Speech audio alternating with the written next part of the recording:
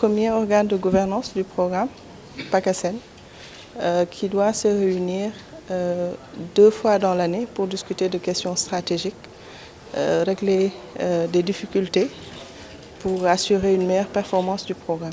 Des résultats globalement jugés satisfaisants par le comité de pilotage stratégique, compte tenu des observations qui sont ressorties des retours de terrain, mais aussi de l'examen des objectifs qui étaient fixés à ce programme, notamment sur les questions des performances, donc liées à l'amélioration de la gouvernance des collectivités territoriales, qui est un pan important de ce programme, qui est un objectif stratégique. Et on se rend compte aujourd'hui que les collectivités territoriales pilotes de ce programme-là, qui sont au nombre de 123, ont sensiblement amélioré leur performance en matière de gouvernance. Donc c'est un des résultats importants. L'autre résultat important qui a été constaté par le comité de pilotage aujourd'hui, c'est l'augmentation des ressources qui sont allouées aux collectivités territoriales à travers les réformes qui ont été opérées, soutenues par le programme, notamment sur le fonds d'équipement des collectivités territoriales, mais aussi sur la répartition de la CLVA. Ensuite, il y a comme autre résultat et indicateur de performance de ce programme, le niveau d'investissement qui a considérablement augmenté au niveau de ces collectivités territoriales.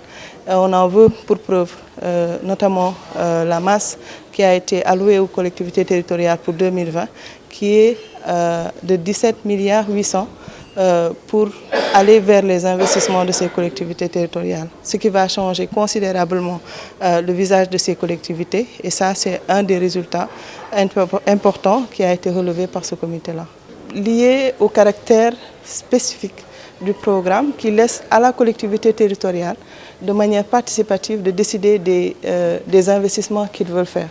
Mais si nous reprenons les retours de terrain, comme je l'ai dit, nous constatons que c'est véritablement dans les domaines sociaux, notamment sur le domaine scolaire, la santé, les équipements marchands, qui ont concentré le plus d'investissements. Maintenant, il y a d'autres projets aussi qui ont été identifiés par ces collectivités territoriales, mais qui vont tous dans le sens d'améliorer le vécu des populations et rendre plus efficient le service public qui est donné.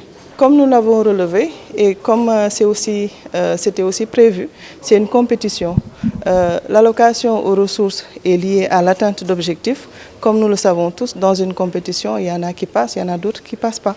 Le nombre de collectivités locales qui ne sont pas passées a fortement évolué parce qu'on parle aujourd'hui d'un taux de progression de 80% depuis le début du programme. Mais n'empêche qu'il reste encore des collectivités territoriales qui ne sont pas passées. Et c'est lié souvent à un déficit de prise en charge de ce programme-là au niveau de ces collectivités territoriales. Mais le programme aussi a prévu cela. Nous n'allons pas les lâcher. On continue notre accompagnement à travers le coaching et la formation pour que l'année prochaine, toutes les collectivités territoriales puissent passer.